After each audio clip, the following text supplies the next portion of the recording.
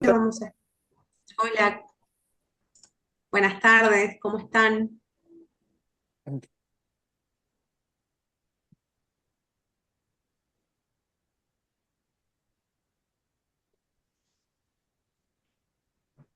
Bueno, si les parece, vamos a esperar unos 4 minutitos más y para los que van ingresando y largamos con la clase de la fecha, del día de la fecha, 18:10 puntuales como siempre. Hola Denis, ahí Denis saludando.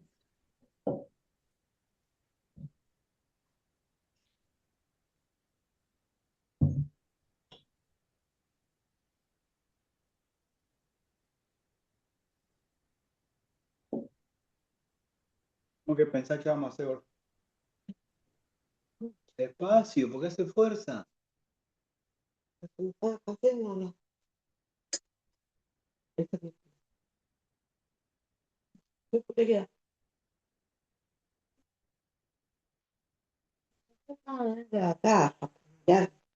¿De qué? ¿De qué vamos a ver qué vamos a hacer? Pensar en nuestra vida económica, ¿qué vamos a hacer?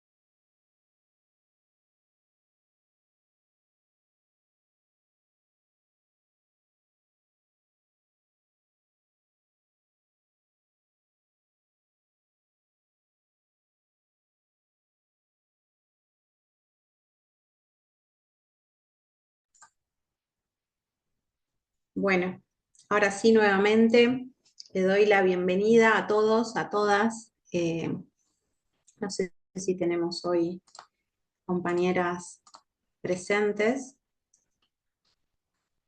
Eh, y bueno, me gustaría, con el permiso de todos ustedes, primero hacer mención a una gran cursante, una gran alumna, siempre dispuesta a aprender, eh, a aportar.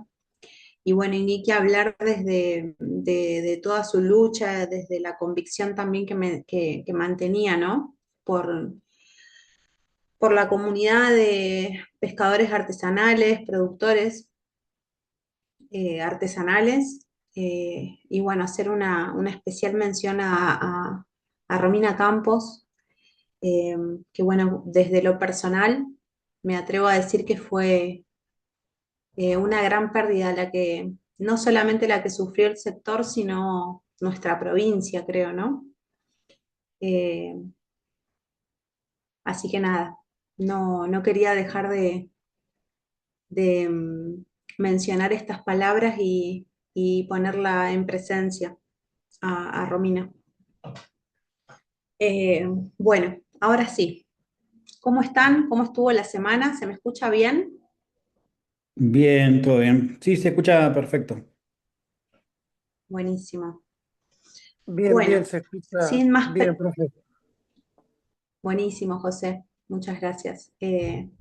Bueno, sin más preámbulos, vamos a meternos de lleno en el contenido de la clase del día de la fecha, la tercera. Esta es la tercera clase.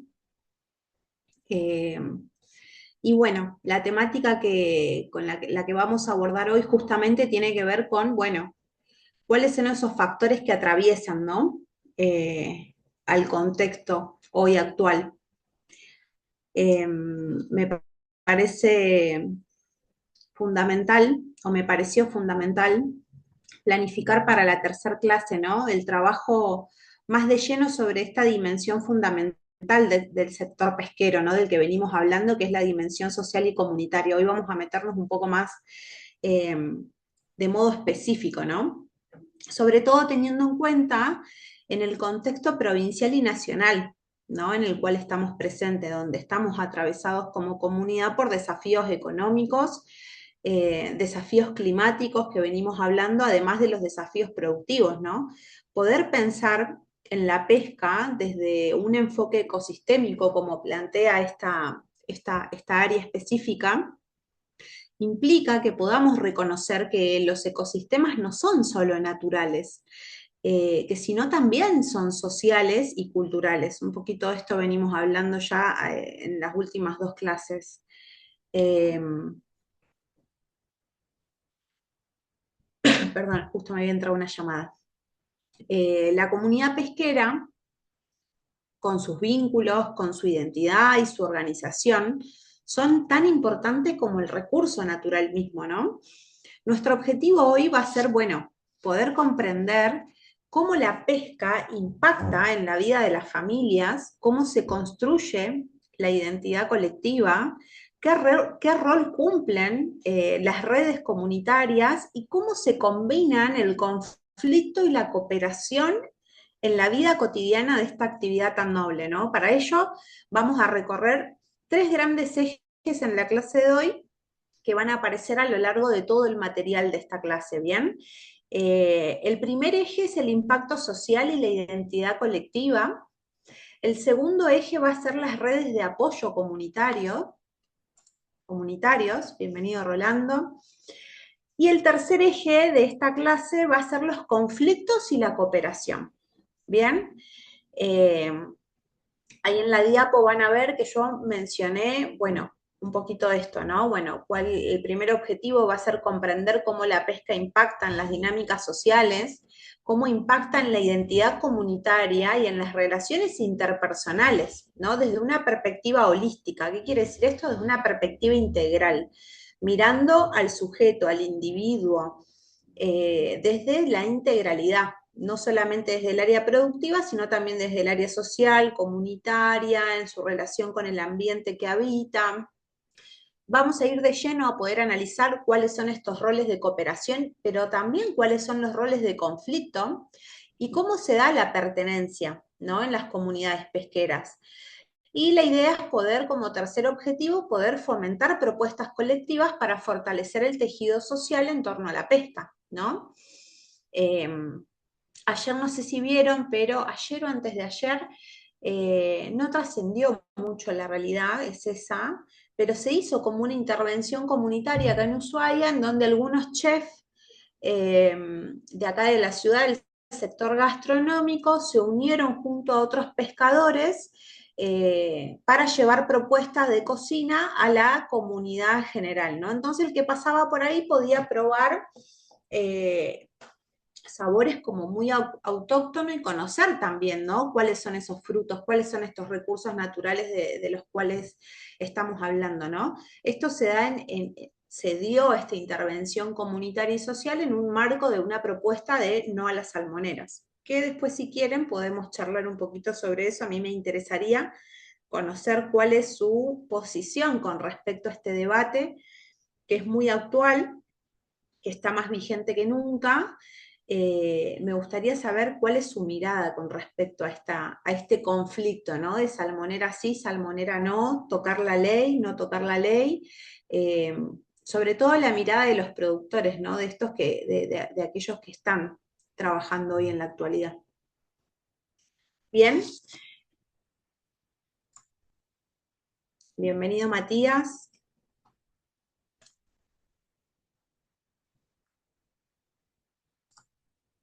Vamos a meternos. Bueno, impacto social e identidad colectiva, ¿no? ¿De qué hablamos cuando estamos hablando de identidad colectiva? En este apartado específico nos estamos refiriendo a ese sentido, ¿no? Que es compartido, este sentido de pertenencia y de conexión que tienen las personas dentro de un grupo, comunidad u organización, ¿no? Este sentido compartido está basado en valores, está basado en objetivos, está basado en creencias o en experiencias comunes, ¿no? Es una construcción social, cada uno de nosotros aportamos a esta construcción colectiva, ¿no? Que va surgiendo propio de la interacción entre los mismos miembros de un grupo que se mantiene a través de símbolos, de narrativas, de prácticas colectivas. Por ejemplo, ¿no? En la pesca artesanal acá en nuestra provincia, sabemos, ya venimos hablando de que no es solamente una actividad económica, sino que es una forma de vida, que está profundamente ligada al territorio, hablamos de que está ligada al clima, que está muy ligada a la familia y también a la comunidad. En la actualidad vamos observando, ¿no? Cómo este entramado, esta red de vínculos y símbolos y creencias compartidas, está atravesando, está de frente a una transformación, sobre todo en frente a una transformación del sistema productivo, ¿no? En donde vemos que hay mucha presión económica, en donde venimos hablando de los cambios climáticos también, y sobre todo algo que está muy en auge hoy es la necesidad de diversificación, ¿no? De esta matriz productiva de la cual venimos hablando. Hablar de identidad colectiva en medio de estos procesos es fundamental. Ahora ustedes dirán, ¿qué es la identidad colectiva, profe? Bueno, acá podemos decir que la identidad colectiva es ese sentido compartido de pertenencia, ¿no? De yo pertenezco a tal sector, a tal comunidad, a tal ciudad, ¿no?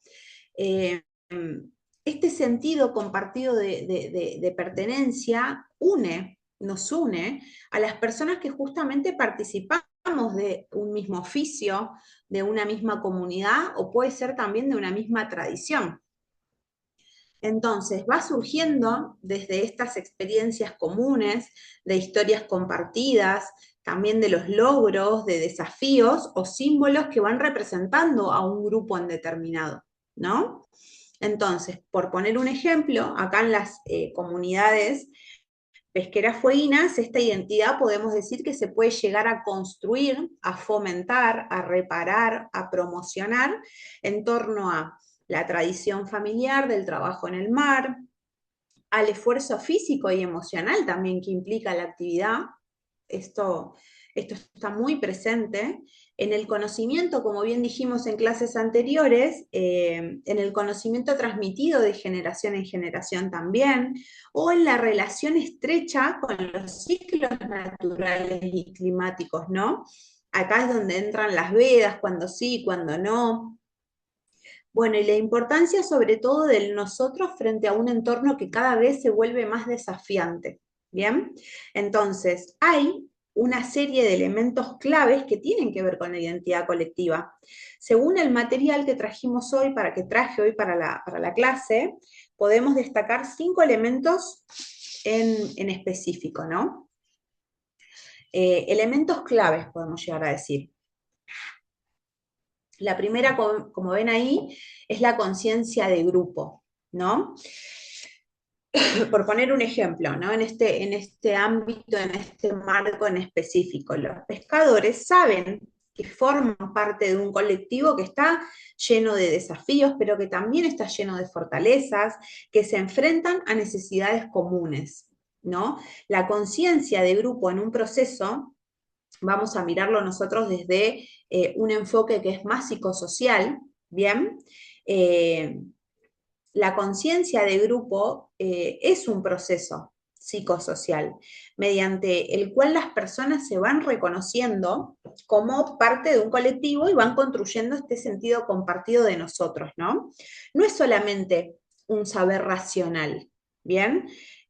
Yo pertenezco a este grupo dentro de la clasificación de trabajadores, entonces yo pertenezco al grupo de los trabajadores de las pesquerías o de la pesca artesanal, sino que también va construyendo una vivencia emocional, ¿no?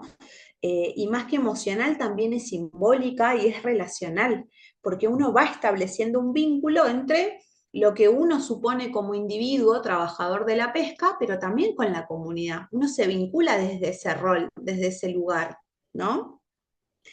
Desde este enfoque más psicosocial, nosotros entendemos que es una construcción colectiva, ¿sí? Es colectiva, pero no es rígida, no es algo que se construye y ya está.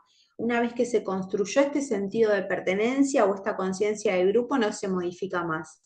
No, todo lo contrario, es dinámica, ¿sí? Y es permanente, se va construyendo a lo largo del tiempo a través de estas modificaciones, es plástica, ¿sí? No es una construcción rígida. Entonces, todo esto surge a partir de la interacción cotidiana, ¿no? Justamente la clase pasada habíamos hablado un poco de esto, ¿no? De cómo en esa transmisión intergeneracional de la información o del oficio o de todo el bagaje cultural, también con el traspaso del tiempo uno va aportando, ¿no? Cada clan, cada familia fue también modificando ese oficio a través del intercambio de las experiencias o de las condiciones en sí materiales y simbólicas que atraviesan a este grupo en específico, ¿no?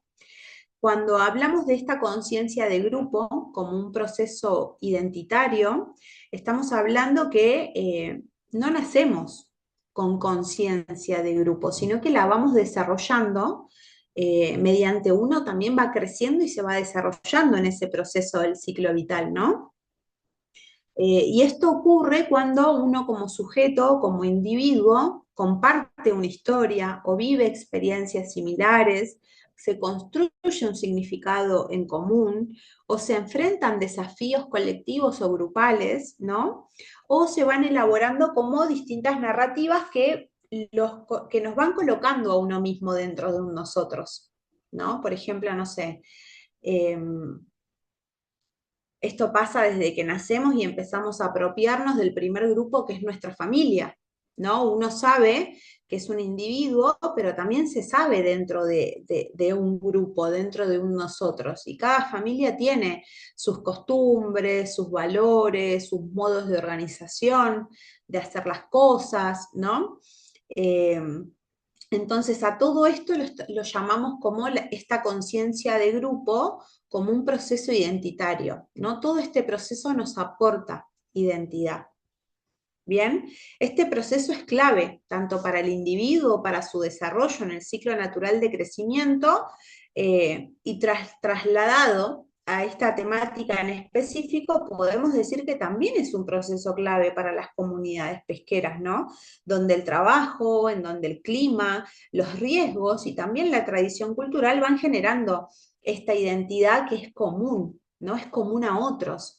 Esto que yo elaboro, esto que yo proceso, esto que construyo y constituyo como parte de mi identidad, también es común a otros. Cuando esto se establece y cuando esto se hace mediante un proceso consciente, genera mucha fortaleza, mucha fuerza. Entonces, la conciencia de grupo es la base de la identidad colectiva, ¿no?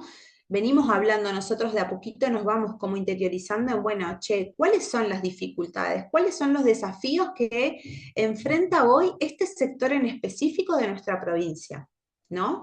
En la corte pasada salía mucho de esto, ¿no? Como, bueno, pareciera de que no hay una conciencia de grupo real, de que somos todos pescadores y necesitamos generar un refuerzo o un fortalecimiento de este sector para ir ganando empoderamiento, sobre todo, por ejemplo, ¿no? Para ir ganando, no sé, derechos, se podría decir, dentro de otros marcos también, o mitigar la precariedad laboral o la informalidad, o como bien veníamos hablando y por ahí comparando con otros sectores o otros países que ya tienen la pesquería artesanal un poco más desarrollada o más instalada o con procesos eh, mejor trazados, cómo se ve esta diferencia, ¿no? Y cómo impacta en la comunidad, en toda la comunidad, esta cuestión, este proceso identitario, ¿no?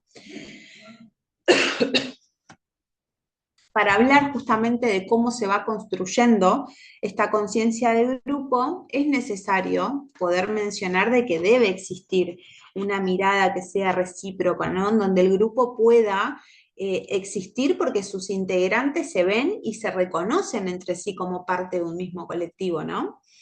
Eh, por ejemplo, me reconozco pescador, me reconozco acuicultor artesanal, cuando otros también me reconocen como tal, ¿no? Hay una devolución de esa mirada. Yo me reconozco, pero también el otro funciona como una especie de espejo que me devuelve y me reafirma ese lugar dentro de la comunidad, ese lugar que yo ocupo dentro de esta comunidad. Otro de los mecanismos que van construyendo esta conciencia de grupo tiene que ver con el sentido de pertenencia emocional, ¿no? Y uno dice como, bueno, ¿qué tienen que ver las emociones con la pesca artesanal o con la actividad productiva? Y sí, realmente tiene mucho que ver, ¿no? Es una dimensión de la cual por ahí no sé, no ha quedado como muy invisibilizada.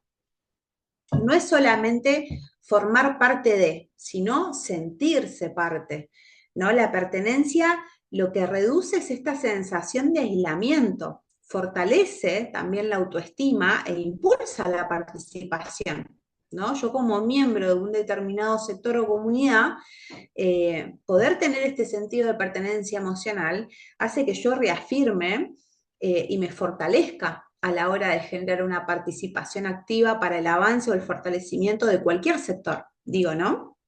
Si yo fuese enfermera, esto también tendría sentido, ¿sí? De acuerdo también al colectivo, al grupo, al sector del cual yo me reconozca parte. Otro de los mecanismos que construyen esta conciencia de grupo son estas significaciones compartidas, ¿no?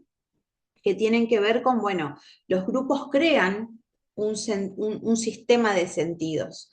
Hay palabras, hay códigos, hay gestos, hay valores, rituales, hay tradiciones eh, que hacen justamente, ¿no? A este sistema de sentidos. En la pesca, por ejemplo, podríamos decir la salida al mar, las zafras, ¿no? Que uno habla de las zafras y por ahí cualquier ciudadano común no sabe de qué estamos hablando. El clima, la espera, ¿no? Los papeles que uno tiene que tener como en norma o en vigencia para poder salir a pescar, los determinados permisos también, ya que estamos hablando eh, de papeles, y bueno, y toda la comunidad costera en sí, ¿no? Alrededor de todo eso se va armando como este sistema de significaciones compartidas. Y bueno, y ni que hablar de la memoria colectiva, ¿no? En donde también transitan estos relatos que se van transmitiendo quienes somos como parte de un grupo, ¿no? Así pescaba mi abuelo, así pescaba, no sé, o así se pescaba hace tantos años, o el mar me ha enseñado, o esta actividad me ha enseñado tal u otra cuestión, que podemos hablar de valores o de cosas más materiales, no tan simbólicas, o por ahí pensar que en nuestra comunidad las cosas se hacen así, ¿no? Esto hace parte de la memoria colectiva, o en mi comunidad las cosas se hacían así, ¿no? Y acá se hacen allá. por poner un ejemplo, ¿no? Esta memoria sostiene justamente la continuidad de toda esta información que se va transmitiendo intergeneracionalmente, pero que también va generando cohesión, ¿no? Entre los que hacen parte de ese grupo. Y bueno, y después están las experiencias de interdependencia, ¿no? Cuando las personas necesitan colaborar para sobrevivir o para trabajar, para prosperar en el trabajo cotidiano, por ejemplo, ¿no? Como ocurren en actividades riesgosas, que esto también es, o en climas extremos, bien valga la actividad a la cual estamos abordando, se fortalece esta conciencia de grupo, ¿bien? Y después, esta conciencia de grupo también tiene como otros factores que tienen que ver más con la coherencia y la orientación, por ejemplo, ayudar a entender qué se espera de cada uno dentro de un determinado grupo, el fortalecimiento de la cooperación también, cómo los individuos, los sujetos vamos actuando pensando en el colectivo y no solo en el plano individual, eh, permite, ¿no? Esto también enfrentar crisis y tensiones externas. Cuando el grupo tiene conciencia de sí, puede desarrollar resiliencia y capacidad de organización. Si yo no tengo un sentido, una conciencia de grupo, es muy difícil de que yo pueda desarrollar distintas estrategias de organización, ¿no? O estrategias para resiliencia ante casos extremos, como los que hablábamos la clase pasada, ¿no? Una catástrofe, perdón, por motivos climáticos o no sé, cuántas cosas que no están en el alcance de la predicción tampoco del ser humano. Pero bueno, cuando hay una conciencia de grupo, se pueden desarrollar estas estrategias de forma más eficientes. Y bueno, y después todo lo que tiene que ver con la estructura de la acción colectiva. Si no hay conciencia de grupo, no hay organización, no hay defensa ni del territorio, no hay defensa ni lucha por derechos, y tampoco hay defensa ni promoción de la participación comunitaria, ¿no? Pues yo siempre pongo como el ejemplo, ¿no? Sobre todo en el colectivo de discapacidad, de las personas con discapacidad. Mucho tiempo los derechos, las normas, las leyes, todo lo que tenía que ver con las personas con discapacidad, eh, lo pensaban y se ejecutaban, se promocionaban. Hola Joaquín, bienvenido. Decía, ¿no? Que hace tampoco tantos años atrás, pero todo lo que era en relación de materia jurídica, social, civil, las personas con discapacidad no tenían implicancia, ¿no? Y hasta hace unos años atrás, unas 2 décadas, me arriesgo a decir, capaz que un poquito más, sale como el lema de esto de nada de nosotros sin nosotros, ¿no? Como bueno, se arma una conciencia de grupo, todos estos mecanismos de los que venimos hablando se generan dentro del colectivo de las personas con discapacidad, y hoy es donde vemos que ante mesas de trabajo para, no sé, promoción de algún derecho necesario o para la viabilidad de la convivencia en sociedad, siempre hay personas con discapacidad justamente ocupando bancas que tienen que ver con la representatividad, ¿no? Por poner un ejemplo paralelo. Bueno, llevemos ese ejemplo dentro de este sector en específico, ¿no? La pesca artesanal o todas las actividades que tienen que ver con el mar. Bueno, es necesario, ¿no? Como esta estructura de acción colectiva, ¿no? Y bueno, uno de los propósitos fundamentales, creo yo, y hasta beneficios que se da como consecuencia, es la reducción de la incertidumbre, ¿no? Poder brindar una seguridad que va desde el plano psicológico, sí, podemos decir, pero también desde lo material y social, ¿no? De que en contextos inestables, justamente como el que atravesamos hoy, nosotros, y creo que me arriesgo a decir que en su mayoría las comunidades pesqueras, debido a estos factores económicos, ambientales y políticos, todo lo que tiene que ver con generar una estructura de acción colectiva, brinda esta reducción o esta mitigación de la incertidumbre. ¿Bien? ¿Hay alguna duda, alguna pregunta hasta acá? ¿Se entiende lo que es la conciencia de grupo? ¿Cuáles son todos estos factores que atraviesan a esta conformación de conciencia de grupo, me pueden ir poniendo un pulgarcito y yo sigo con la clase, ¿sí? Si tienen alguna duda o alguna pregunta para hacer, pueden levantar la mano también, ¿sí?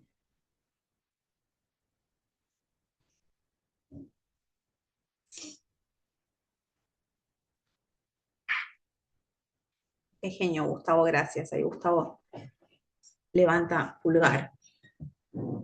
Bueno, ¿cómo se da esta conciencia de grupo y esta conciencia comunitaria, ¿no? Dentro de las comunidades pesqueras de nuestra provincia. Podríamos decir que esta conciencia de grupo se puede llegar a profundizar dentro de nuestras comunidades pesqueras a raíz del clima extremo, que es un poco lo que venimos hablando, el riesgo intrínseco de la actividad también, ¿no?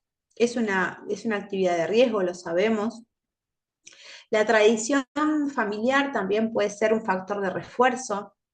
Las distintas regulaciones que afectan al colectivo también pueden despertar como esta necesidad de generar esta construcción de estructura colectiva, ¿no? Como, bueno, ¿quiénes generan las regulaciones? ¿Cómo participa el sector dentro de esta toma de decisiones en cuanto a las distintas regulaciones?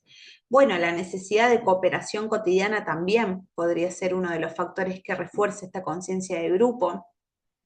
La experiencia compartida de vivir en un territorio aislado como el que vivimos nosotros también y tener tanta dependencia del mar también, ¿no? Poder generar esa conciencia a través de factor. Esto genera un nosotros fuerte, ¿no? Que funciona o que tiene el gran potencial de funcionar como un capital social para poder enfrentar justamente estos conflictos de los que venimos hablando, ¿no?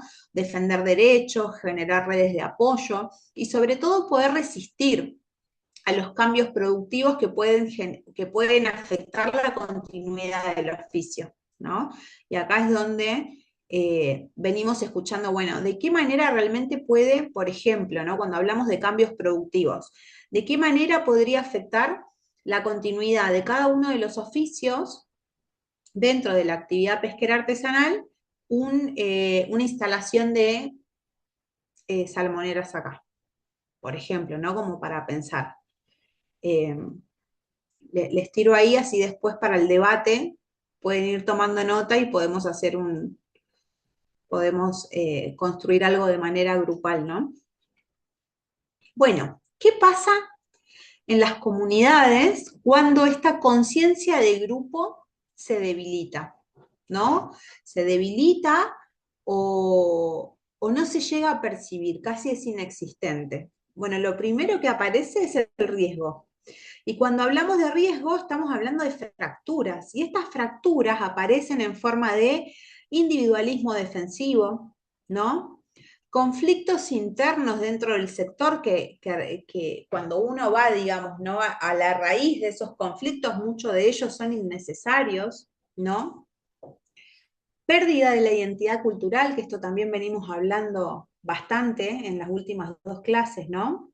Hay una menor capacidad de negociación también, no es lo mismo negociar con una estructura jurídica o una estructura civil, y ni que hablar de negociar con una estructura estatal dentro de las individualidades. No es lo mismo ir a negociar uno como individuo o como un productor aislado, a ir a negociar desde un determinado sector, con tal representatividad. ¿Se entiende? Hay mayor fragilidad ante las crisis externas también, cuando esta conciencia de grupo está debilitada o es inexistente, ¿no?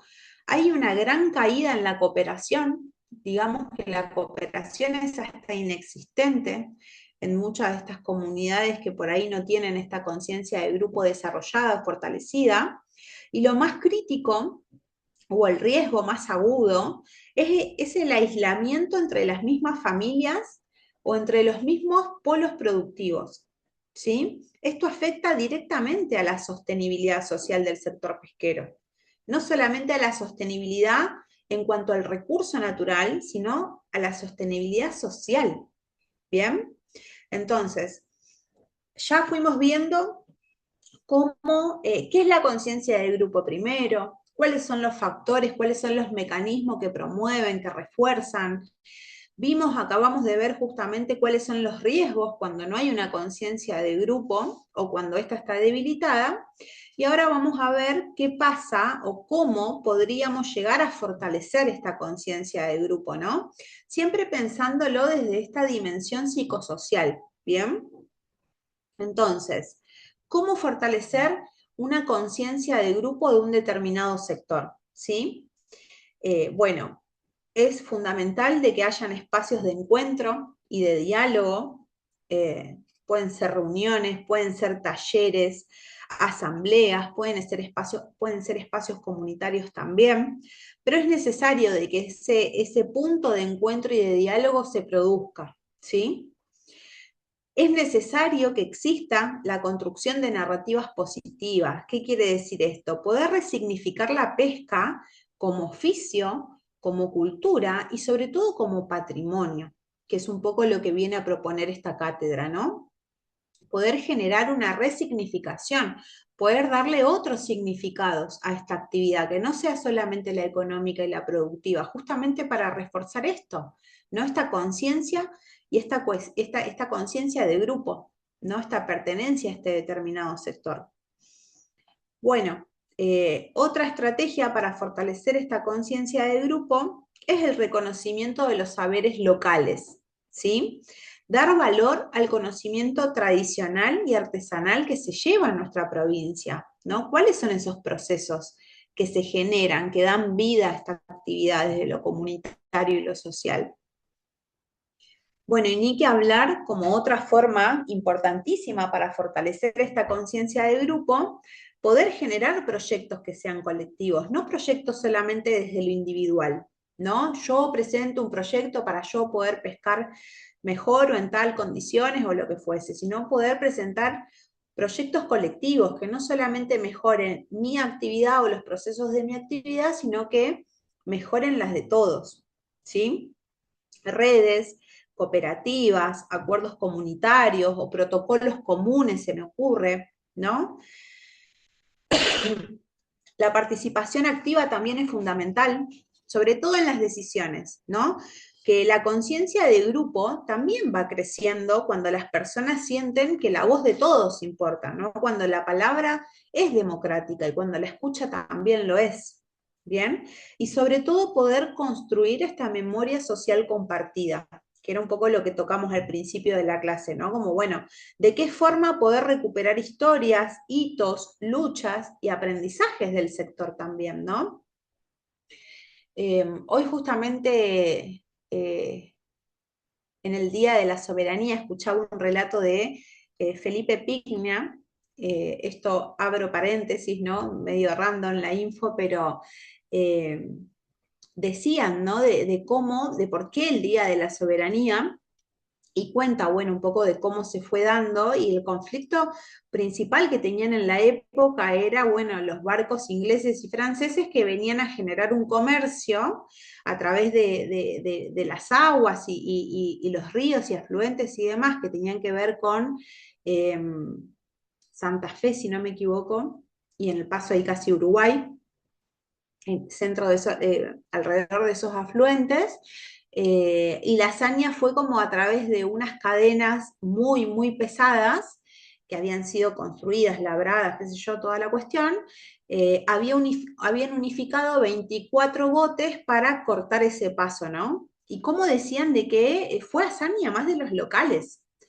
Y los barcos que lograron como pasar, o, bueno, también fueron boicoteados porque no había nadie quien intercambiara o comprara esos productos que venían con esas embarcaciones, ¿no?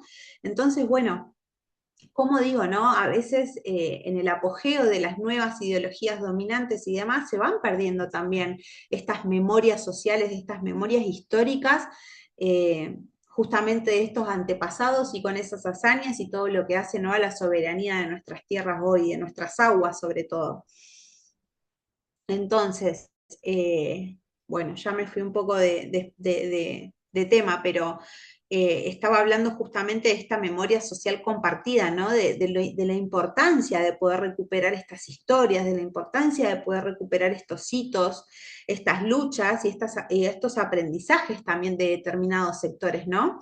¿Y a qué traía eso? De que, bueno, más allá de la hazaña, de la lucha cuerpo a cuerpo, de las vidas que se perdieron justamente en esa defensa por la soberanía, me hacía mucha pregunta esta cuestión de que, bueno, los barcos que llegaron a la zona de Formosa, Corrientes, Misiones y demás, y Felipe Piña decía, de ahí surge esta frase de venir al cohete, porque habían logrado pasar, habían logrado enfrentar y salir como victoriosos, podríamos decir, de las batallas cuerpo a cuerpo, y una vez que ingresaron realmente fue al cohete porque nadie compró, ¿no? Los locales estaban tan arraigados a su producción, que estos barcos franceses vinieron al cohete, y de ahí también surge esta frase, decía él, ¿no? Y yo decía, qué polaridad a la situación que presenta hoy nuestro país, ¿no? En donde, bueno, sabemos que la industria nacional está, y todo lo que es producción nacional está tremendamente golpeada, porque hoy con un clic compramos mucho más barato algo traído de China por Shein, por Temu o por lo que fuese, ¿no? Entonces, como también estas comunidades se enfrentan a estos desafíos, justamente como decíamos antes, de los nuevos modelos de producción, ¿no? Y lo que se lleva puesto todo esto también. Y por qué es importante en tiempos como estos poder estar hablando justamente de esta memoria social compartida. Así que bueno, en síntesis, como para ir cerrando este primer factor, podríamos decir que la conciencia de grupo es fundamentalmente una construcción emocional, ¿sí? Esto como para generar el anclaje y que a ustedes les quede anclado a este concepto, que la conciencia de grupo es una construcción emocional, que es una construcción simbólica y que también es una construcción material, ¿sí? Que la conciencia de grupo justamente lo que hace es permitir a un grupo de personas, a un conjunto de personas que pueda reconocerse como parte de un mismo colectivo y también se puedan identificar una historia que tiene en común con otros. ¿Bien? ¿Estamos bien?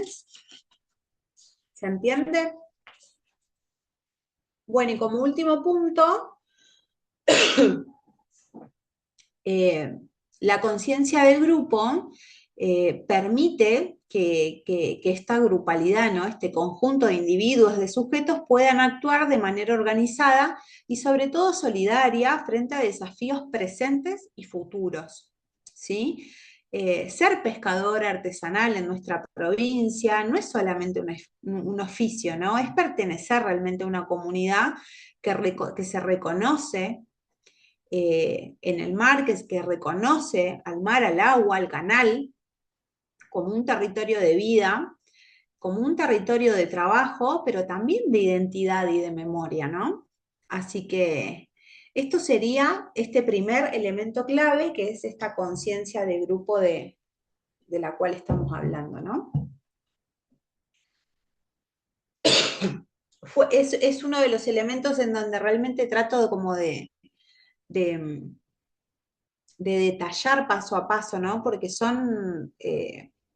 creo que eso es uno de los elementos que más golpeado está ante estas nuevas maneras, estas nuevas formas, estas nuevas políticas de producción, sobre todo que tienen que ver con el extractivismo, ¿no? Me parece que hoy todo apunta al individualismo, al sálvese quien pueda, ¿no? A esto de, bueno, que sobreviva el más fuerte, y realmente en la historia del ser humano nunca ha funcionado este método, ¿no? Ya lo traemos en el ADN esta información. Antes, en las épocas más arcaicas, los seres humanos andaban en grupo y esto es dato científico, no es opinión, ¿no? Porque tenían que defenderse de las otras fieras, de los otros depredadores. Entonces, bueno, poder hablar sobre esta conciencia de grupo y la necesidad que hace falta hoy poder retomar sobre todo estas memorias sociales colectivas, ¿no? Bueno, vamos con el segundo elemento clave, que tiene que ver con sentimiento de pertenencia, ¿no? Que es este proceso por el cual experimentamos un vínculo emocional que refuerza esta conexión al grupo, ¿no? Se genera justamente cuando la actividad forma parte de quienes somos, ¿sí? Esto es lo que realmente es el sentimiento de pertenencia. Se genera cuando la actividad forma parte de quienes somos. Este sentido de pertenencia justamente es esta experiencia emocional de sentirse parte real de un grupo. No solamente por estar dentro del grupo, sino por reconocerlo como un espacio significativo de identidad, ¿no? Esto me identifica, esto es parte de mi identidad. Y este sentido de pertenencia implica 3 elementos. El primero es el vínculo afectivo, sentirse conectado con las personas, con la actividad y sobre todo con el territorio. Tiene que haber un reconocimiento mutuo como segundo elemento. Por ejemplo, yo sé que pertenezco y los demás me reconocen como uno de los nuestros, ¿no? Y después también hay un tercer elemento que implica una cierta seguridad psicológica, ¿no? El grupo funciona como un lugar donde uno se siente comprendido y también protegido, podríamos decir, hay una especie de protección.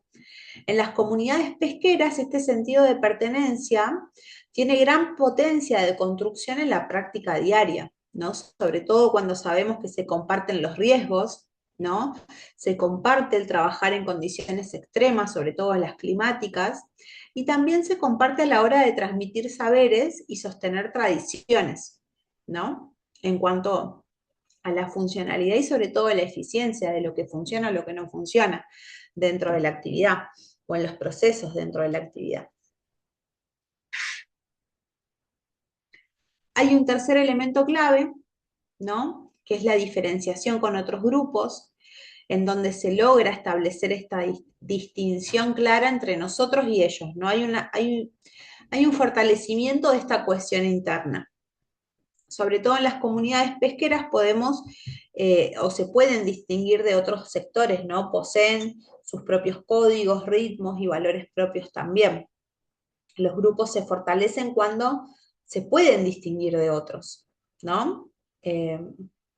Entonces, poder hablar de esta diferenciación no implica un conflicto, sino que implica identidad. Es esta capacidad de poder decir, bueno, nosotros somos este tipo de comunidad y no aquella u otra. ¿Bien? Esto se puede expresar en prácticas específicas, ¿no? En cómo se pesca, cómo se organiza el trabajo, por poner un ejemplo. También se puede expresar a través de estos conocimientos propios, ¿no? En cuanto a las técnicas, se me ocurre, o las lecturas del clima, o el manejo de las mareas también.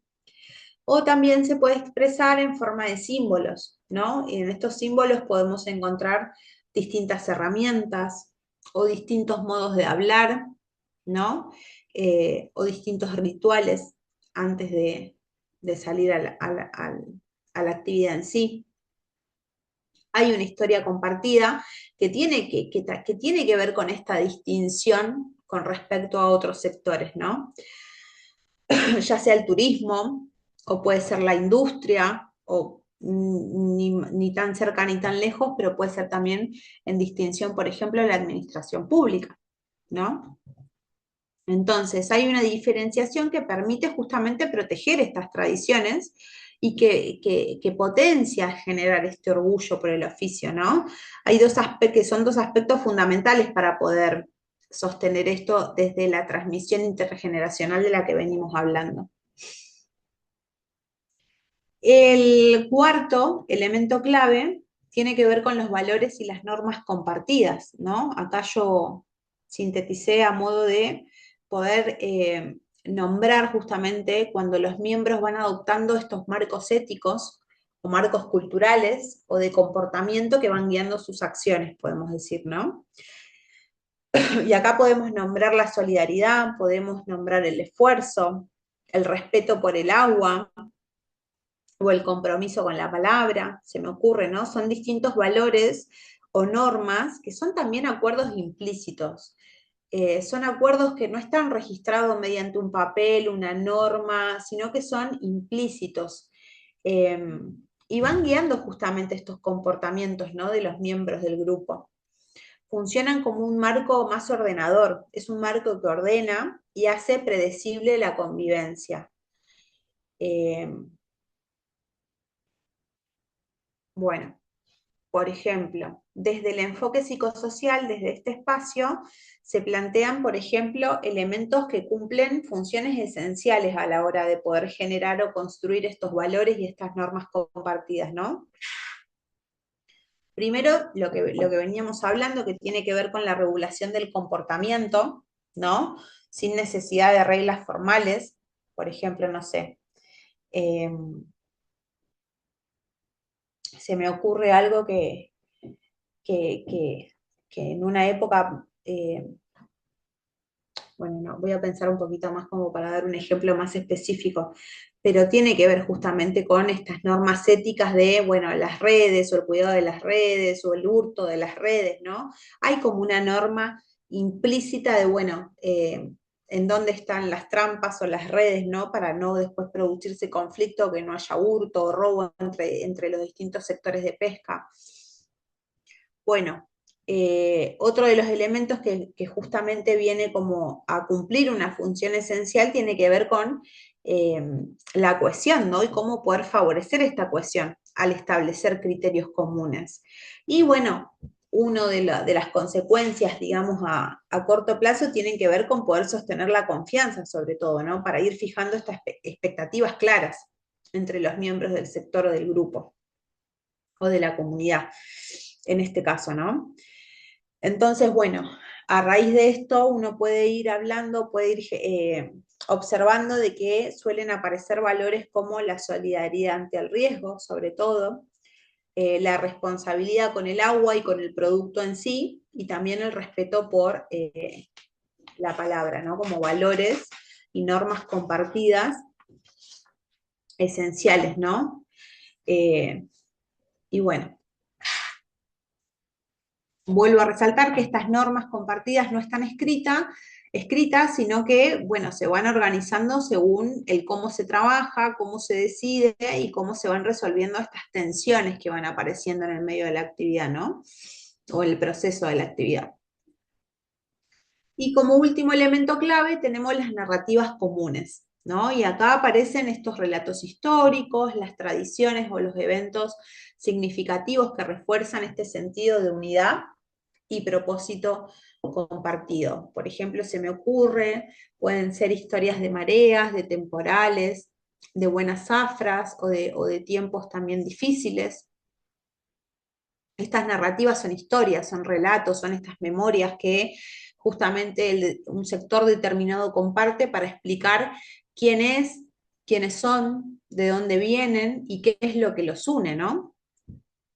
Son fundamentales en toda esta narrativa porque aportan justamente a la construcción de esta identidad, transmiten estos valores de los que hablábamos, ¿no? Estos valores y estas normas compartidas, fortalecen también la identidad y este orgullo colectivo y dan sentido a la experiencia de la actividad, ¿no? En toda esta dimensión integral. Por ejemplo, en las pescas, estas narrativas pueden incluir relato, no sé, del cómo se hacía antes, que por ahí ya lo mencionamos, o las historias familiares de varias generaciones en el mar, o de cómo uno ha llegado a la actividad, por ejemplo. Anécdotas de temporales también podría observarse ahí, ¿no? O las buenas capturas, o cómo poder, cómo poder superar dificultades en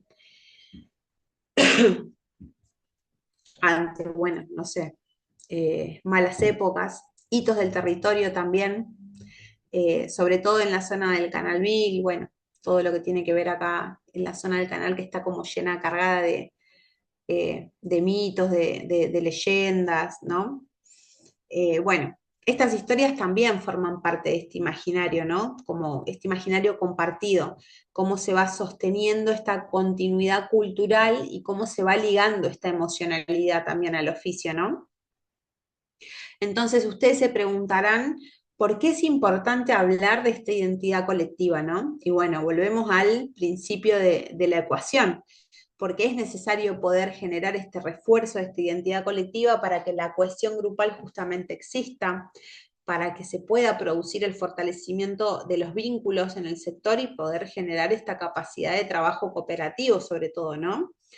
Ni que hablar de la resiliencia, ¿no? De cómo poder enfrentar sobre todo las crisis o poder ir estableciendo estrategias que permitan cierta previsibilidad ante momentos como los que atravesamos hoy, ¿no? De mucha inestabilidad económica, productiva sobre todo. Y bueno, poder generar estrategias de acción colectiva sobre todo, ¿no? Que posibilite la ampliación o defensa de derechos, la organización o la construcción de estrategias para las mejoras del sector, ¿no? Sobre todo aquellos que, bueno, eh, si bien acá en este grupo tenemos personas que ya están inmersos en la actividad y muchos que están como conociendo eh, el sector como posible también introducción futura a la actividad económica, ¿no? Y productiva. Entonces, en un presente tan marcado por la incertidumbre económica y sobre todo tan marcado por la necesidad de reconversión productiva, en donde también es una época muy marcada justamente por estas discusiones territoriales, ¿no? Sobre el uso del borde costero. La identidad colectiva es lo que permite justamente que el sector mantenga fuerza, presencia, pero sobre todo que mantenga continuidad. ¿Bien? ¿Cómo vamos hasta acá? Muy bien, ¿Se perfecto. entiende? ¿Tienen alguna pregunta?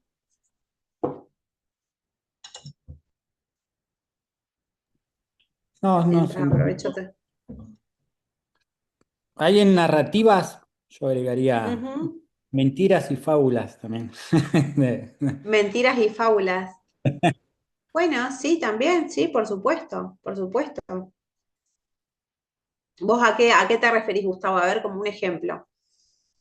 No, no, sí, hacía mención por ahí al mito o que dicen que los pescadores por ahí son mentirosos. Bueno, son parte de estas construcciones Exagerados. también exageradas.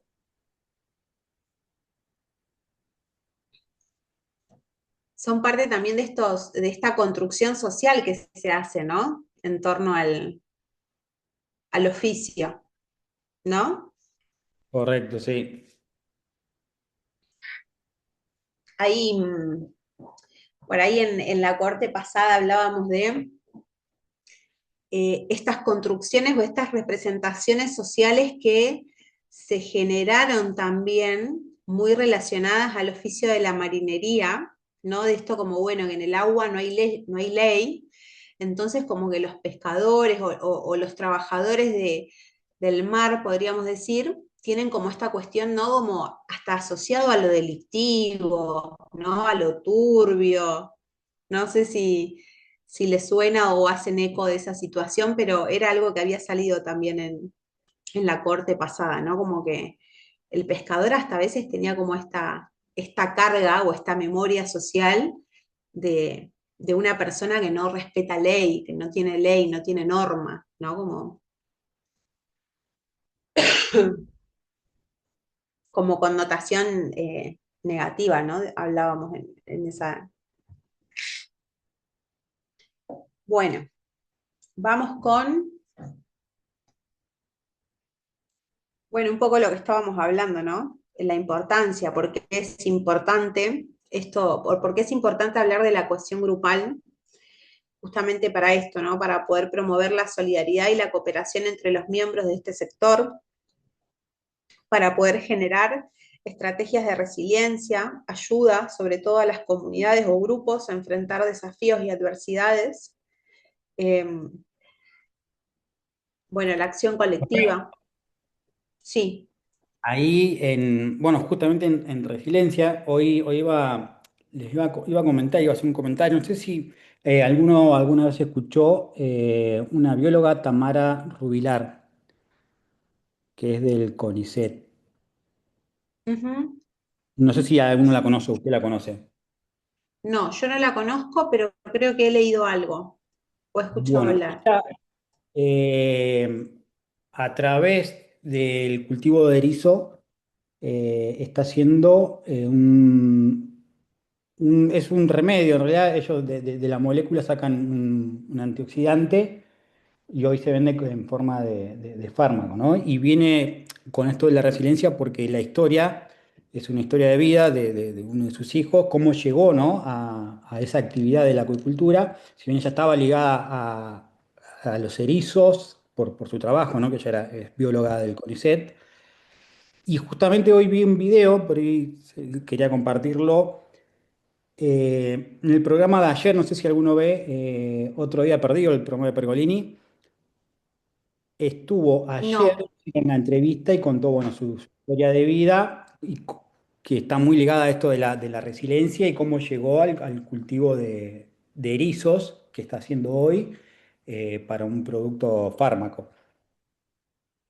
La verdad que hay una Qué historia muy, interesante. muy, muy importante porque es una historia de vida bastante emocionante porque está ligada a un hijo de ella, que sufrió una enfermedad que es autoinmune, digamos, una enfermedad que no tenía nombre, no tenía precedentes, y al no tener eh, precedente, digamos, derivó en un tratamiento paliativo a base de Ujú, corticoides y una expectativa de vida de solamente un par de años para su hijo que tenía un año más o menos aproximadamente.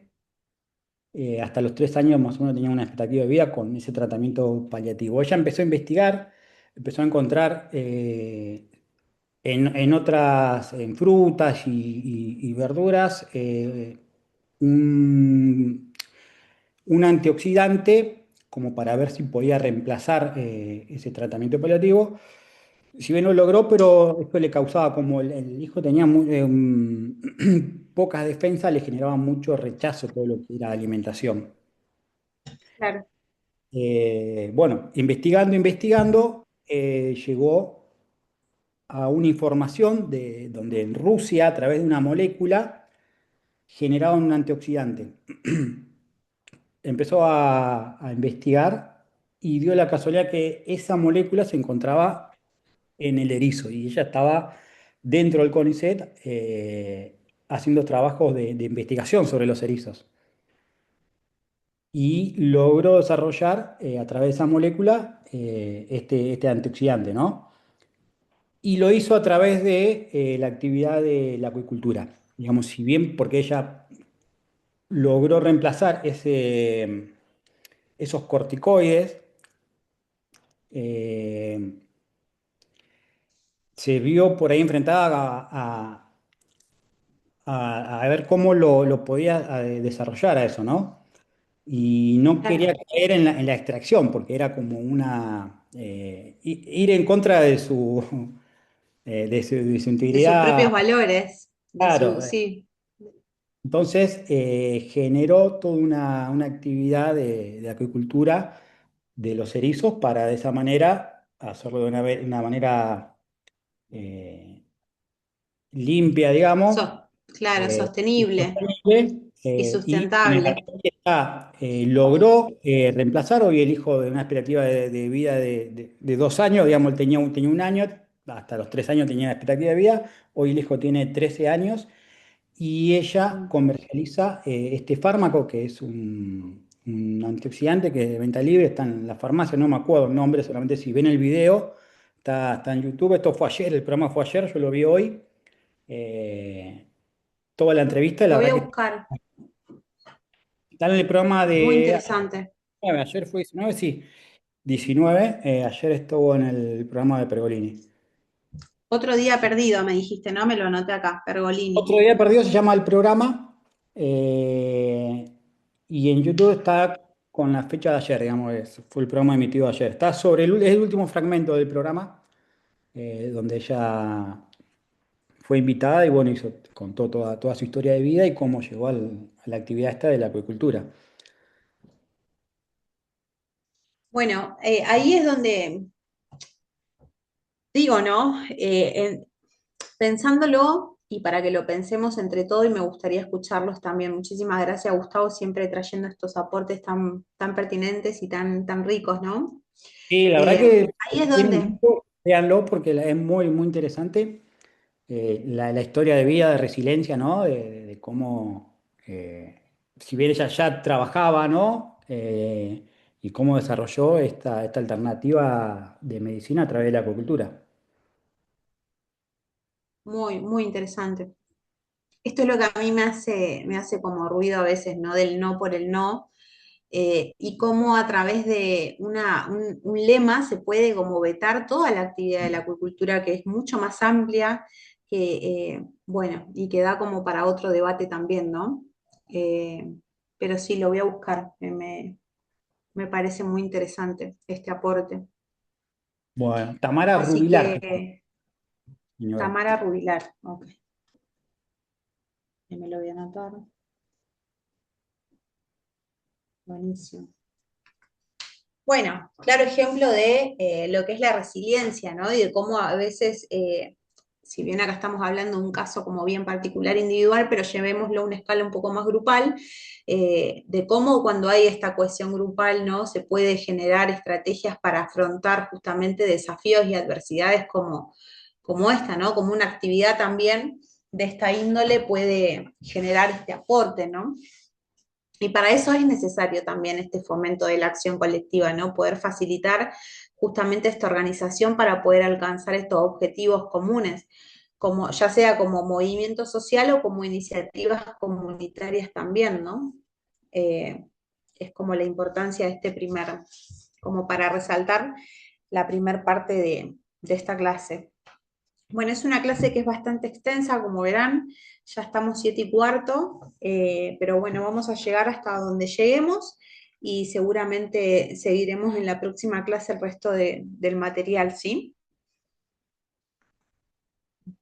Bueno, un poquito más de desglose, ahí fuimos hablando, ¿no? De la cohesión grupal, cómo se genera este grado justamente de atracción, de unión, que también requiere un cierto compromiso entre los miembros de un determinado grupo hacia estos objetivos en comunes entre sí, ¿no? Es el vínculo emocional y funcional que mantiene justamente al grupo unido, pudiendo influenciar como viéndose influenciado, mejor dicho, por factores como la comunicación, la confianza mutua y este sentido de pertenencia del que venimos hablando, ¿no? Después hablamos de resiliencia, como esta capacidad justamente que puede llegar a construir, a potenciar, a fomentar un determinado grupo, un determinado sector o comunidad, para poder adaptarse y recuperarse frente a situaciones adversas. Un poco lo que traía Gustavo con este ejemplo, ¿no? Para poder mantener un funcionamiento interno, pero también para fortalecer los vínculos, ¿no? Es un proceso que, como bien dijimos, es dinámico, no es algo que sea rígido o estable incluso, y que sí que implica recursos emocionales, que implica recursos sociales y sobre todo también estos materiales compartidos, ¿no? Esta materialidad compartida, ya sea la memoria colectiva, la historia, los símbolos, el saber, los distintos conocimientos. Y después tenemos la acción colectiva, ¿no? Cuando hablamos de acción colectiva, lo que estamos hablando justamente son de estas iniciativas, de estas actividades que son coordinadas desde este sector, desde la comunidad o desde un grupo en determinado para poder lograr un objetivo común, ¿sí? Que generalmente está orientado a solucionar problemas, a alcanzar o ampliar derechos, ¿no? A promover cambios sociales también, y generalmente son el resultado de lo anterior, de esta cohesión grupal y de una identidad colectiva bien definida. ¿Bien?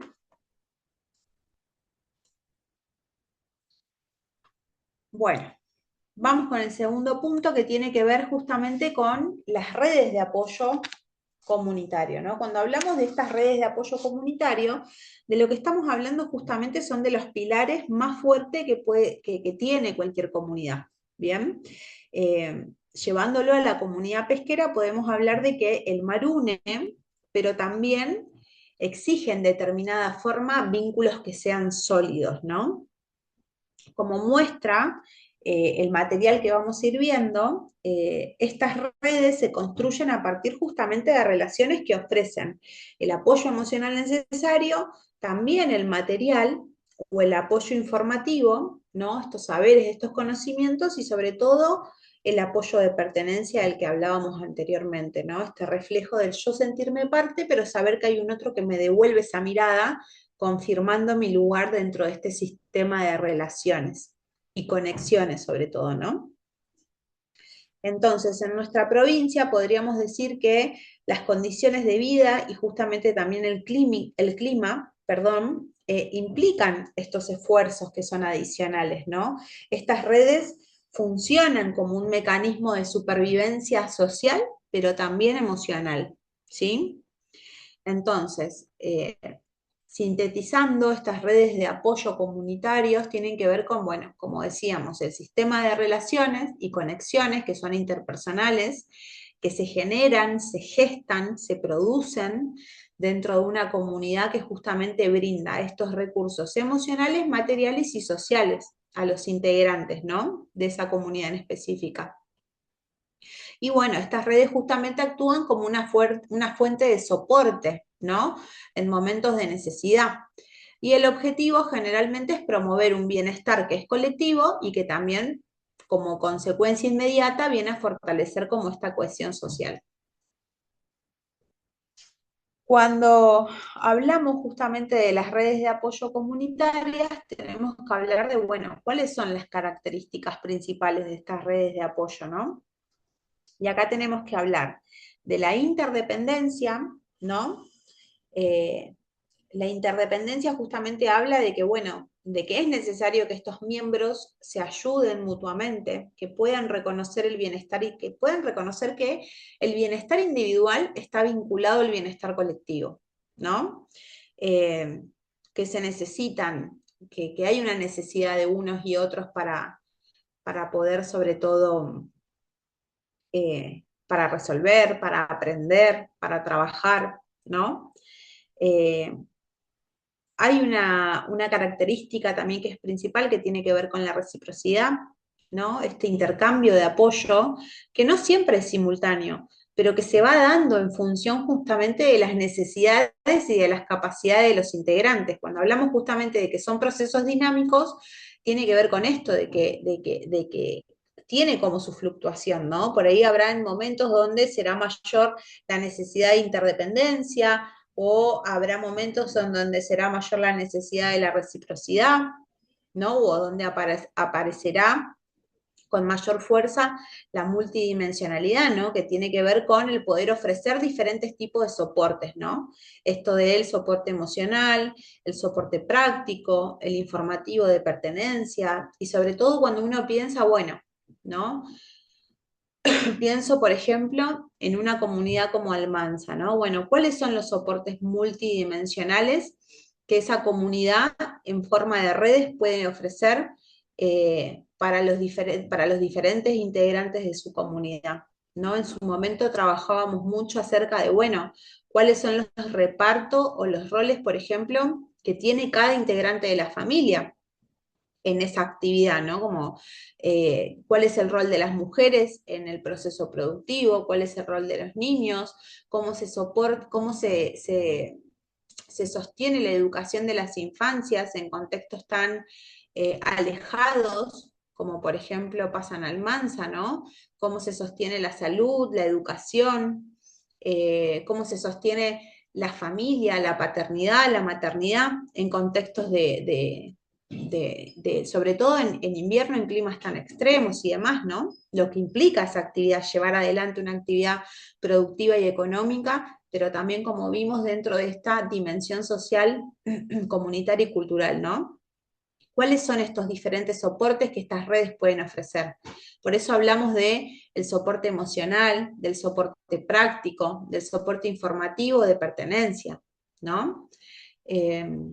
Por eso fue tan hermoso ver movilizarse a las diferentes comunidades, por ejemplo, en el último 29 de junio, que empezaban otra vez con estos ritos, que son como ritos culturales, ¿no? En donde se ofrenda al mar, a San Pedro, ¿no? Por por la apertura de la próxima temporada, para que sea una temporada fructífera, abundante, próspera, ¿no?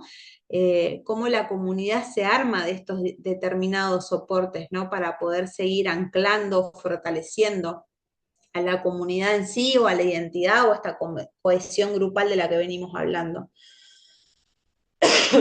Entonces, cuando hablamos de interdependencia, lo que significa justamente la interdependencia es que el bienestar de cada una de las personas depende en parte del bienestar de los demás, ¿no? Esto de nadie se sostiene solo, ¿sí? Cuando hablamos de interdependencia tiene que ver con esta conciencia de que, bueno, mi bienestar también se sostiene del bienestar del resto de los integrantes, ¿no? Desde este enfoque psicosocial, ¿no? Social y comunitario, hablamos de que las comunidades se vuelven interdependientes cuando sus integrantes logran enfrentar desafíos comunes, cuando sus integrantes logran compartir los recursos, ¿no? Que también son, que logran ser comunes, o cuando se realizan tareas que requieren determinado tipo de coordinación. Y acá esto es lo interesante justamente de estos procesos de afianzamientos comunitarios, ¿no? Porque en estas tareas que requieren determinada coordinación es donde se pone en valor la individualidad también, qué es lo que cada uno de esos miembros o de esos integrantes pueden aportar a esa tarea coordinada, a ese proceso coordinado, ¿no? Y esto también hace que se puedan desarrollar vínculos más estables basados en la necesidad mutua, ¿no? Ya sea desde el mantenimiento de las embarcaciones, o la reparación de redes, o, no sé, cuidado de las infancias, o la educación de las infancias. Bueno, todo lo que tiene que ver con la economía del cuidado es un tema aparte también, ¿no? En cuanto a cómo se distribuyen esos roles dentro de la familia, ¿no? Cuando hablamos de la familia estamos hablando de la primer célula de cualquier sociedad. Cuando hablamos de la sociedad es inevitable no pensar, bueno, cómo se da el funcionamiento de las familias, cómo se da el funcionamiento o la distribución de los roles dentro de las familias de las comunidades pesqueras artesanales, ¿no? Entonces, en la pesca artesanal la interdependencia es evidente, por ejemplo, si una embarcación necesita asistencia, otra ayuda, si baja el clima, se avisa, ¿no? O si hay peligro para que nadie quede solo, por ejemplo. Por los riesgos y sobre todo por la exigencia, es necesario, ¿no? Y hasta obligatoria esta norma o este valor de cooperación, ¿no? Para que la red comunitaria pueda ir fortaleciéndose en esta continuidad que también hablamos como necesaria, ¿no? Cuando hablamos de reciprocidad, por ejemplo, el intercambio de apoyo no siempre es simultáneo, pero se va dando en función a las necesidades y capacidades de los integrantes, que era un poco lo que mencionábamos atrás con estas actividades o tareas que requieren una determinada coordinación, ¿no? Entonces, hablar de reciprocidad es hablar justamente de este intercambio de ayuda entre las personas que no necesariamente se tiene que dar al mismo tiempo, pero sí de una forma equilibrada a lo largo del tiempo, ¿no? Esta famosa palabra que hoy también tiene mucho auge, que tiene que ver con la reciprocidad, ¿no? Esto de los vínculos recíprocos. Entonces, desde el enfoque psicosocial y comunitario, podemos decir que la reciprocidad es hasta un mecanismo que justamente sostiene la confianza y la cohesión del grupo, ¿no? Llevémoslo a la unidad mínima de análisis, ¿no? Grupal, que puede ser la familia, cada uno en sus determinados grupos familiares, ¿no? ¿Cómo se da esto de la reciprocidad? Bien.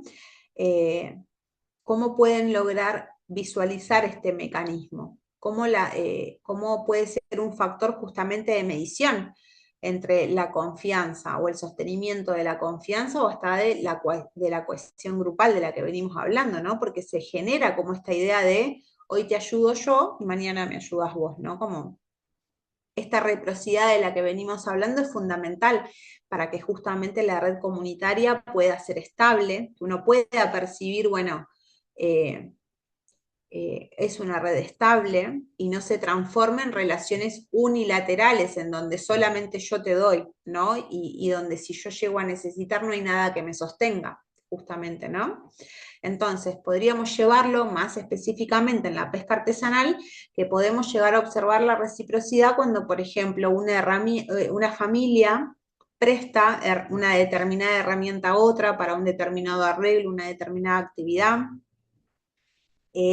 o ayuda con el traslado, ¿no? Un determinado traslado que sea necesaria, o acompañar desde la experiencia, la información o desde el saber en un determinado trámite, o para efectuar determinado permiso, ¿no? O se comparten determinados conocimientos sobre las artes de pesca, o las mareas, o algunas regulaciones, o algo que tenga que ver más con la regulación técnica. ¿Se entiende? Entonces, todo esto, se entiende por todo esto que están expuestos a riesgos similares, ¿no? Los miembros de una comunidad, por ejemplo, pesquera, por lo que la solidaridad, y acá me parece fundamental hacer esta distinción, la solidaridad no es caridad, ¿sí? Sino que forma parte también un poco de la cultura de la pesca, ¿no? Entonces, como para ir cerrando estas características principales, vamos a ir a esto que ya mencionamos en un principio, que tiene que ver con la multidimensionalidad, ¿no?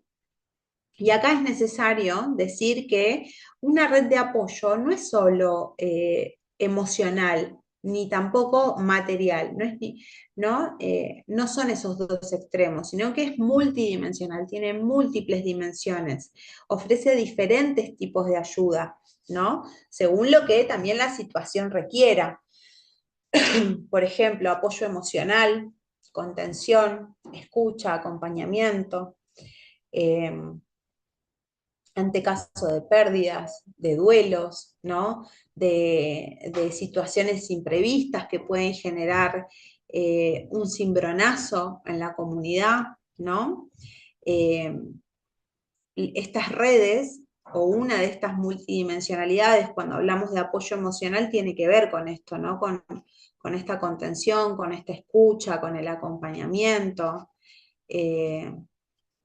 Bueno, hace unos años yo trabajé muchos años en el Colegio Sobral, y hace un par de años acá en Ushuaia explotó una embarcación y bueno, habían dos estudiantes del Colegio Doctor José María Sobral trabajando, justamente ellos trabajaban, aportaban a esa actividad económica que era un emprendimiento familiar, que era sostenido por toda la familia y bueno, lamentablemente terminaron falleciendo en ese acto tan imprevisto, ¿no? Porque a veces estas cuestiones suceden así también, ¿no? Y fue muy determinante, ¿no?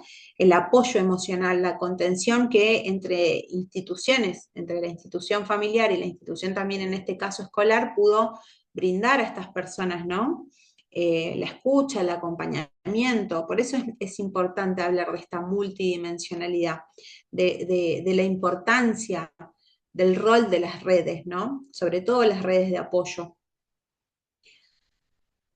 Otra característica, por ejemplo, de esta multidimensionalidad es que ofrecen un apoyo que tiene que ver con lo instrumental también, ¿no? Los recursos materiales, por ejemplo, equipo, alimentos, dinero, más en tiempos de esto, de tanta recesión, en donde por ahí las inyecciones de dinero para generar justamente, ¿no? Que el emprendimiento, la actividad funcione, son tan necesarias, ¿no? Bueno, ni que hablar del apoyo informativo, que tiene que ver con estos saberes, con las orientaciones, con los datos del clima, con las normas. Y bueno, y otra de las dimensiones importantes que también venimos hablando tiene que ver con este apoyo de pertenencia, ¿no? Sentir que uno forma parte de este colectivo, de que se pueda devolver desde el otro esta mirada de que uno forma parte. Entonces, más específicamente en la pesca artesanal podemos hablar justamente de que estas necesidades son diversas, por lo que la red responde también en diferentes planos, ¿no? Se acompaña en situaciones familiares complejas, puede ser también en el caso de atravesamiento como una enfermedad, como lo que por ahí traía Gustavo como ejemplo. Se colabora cuando falta un recurso para salir a pescar, o se guía a los más jóvenes en trámites, permisos, normativas, o aquellos que se están iniciando en la actividad o que tienen deseo de iniciarse en la actividad, ¿no? Se sostiene esta identidad comunitaria en tiempos de crisis, ¿no? También es una forma de apoyo multidimensional. Y bueno, es esta multidimensionalidad justamente lo que permite que las redes sean más fuertes, más flexibles y también más resilientes, ¿no? Abarca justamente todo lo que una comunidad necesita para sostener no solamente el oficio, sino también la vida ligada a un oficio. ¿Bien? ¿Se entiende hasta acá? Sí, profe, se entiende. Buenísimo, José. Bueno, ya estamos en hora. Si les parece, vamos a cerrar la clase acá. Hicimos un repaso bastante extenso. Para la clase que viene nos va a quedar la mitad de la clase. Es una clase extensa realmente, porque tiene mucho contenido de lo que es social y comunitario, que bueno, justamente son las dimensiones específicas que vamos a ver dentro de esta actividad económica y productiva. Pero bueno, espero que sea material, que sea gustoso, que les pueda brindar otra mirada, ¿no? Porque la idea también es innovar un poquito, poder Profe, ponerle perdón. luz. Sí, José. Mire, todo lo que usted nos transmite en este material, en la vida real, en la práctica, en la pesca artesanal, hoy yo hablo solamente de la pesca artesanal, sucede. Mm. ¿Sí? Mucha solidaridad, o sea, mucha ayuda mutua entre pescadores. Es una familia aparte, y no solamente en la pesca, sino en la vida cotidiana también sucede la ayuda, ¿sí?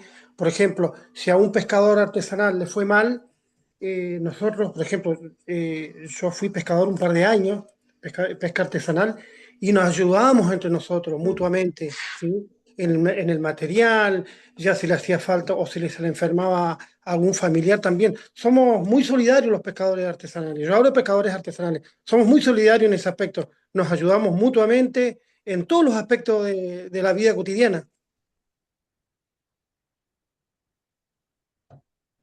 Muchas gracias, José, por tu aporte.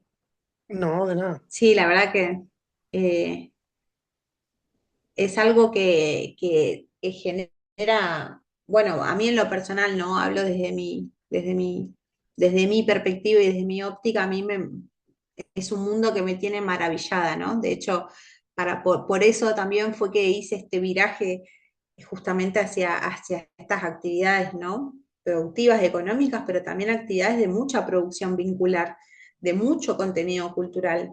Y he encontrado dentro de esta actividad como, así como, vamos a poner como un ejemplo bastante burdo, ¿no? Pero como, así como en este ejemplo que trae Gustavo, ¿no? De que esta científica investigando encuentra en esta actividad del acuicultivo, qué sé yo, es poder sintetizar esta toxina para combatir la enfermedad o poder generar mayor expectativa de vida para su hijo, ¿no? Por ahí polarizándolo o haciéndolo paralelo, la realidad es que a mí me maravilla cómo funcionan justamente estos sistemas vinculares, ¿no? Que no solamente están ligados a lo económico o a lo productivo, sino también a lo social, a lo cultural, a la producción individual como sujetos, ¿no? Dentro de una determinada comunidad.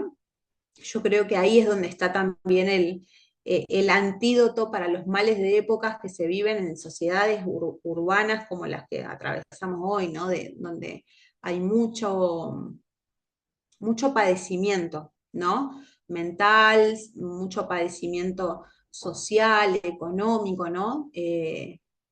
Por eso creo que también uno, o yo en lo particular, quedo tan maravillada con este sector, ¿no? Así que bueno, me alegra mucho, José, también tu devolución. Bueno, les deseo que puedan disfrutar del fin de semana, que puedan también descansar Y bueno, nos encontramos el jueves que viene, ¿sí? Ya para el jueves que viene terminamos la clase 3 y va a haber un pequeño trabajito práctico justamente para que ustedes puedan ir relacionando estos contenidos teóricos con el día a día, que si bien lo hacemos un poquito acá en clase, está bueno también reforzar la escritura, ¿sí?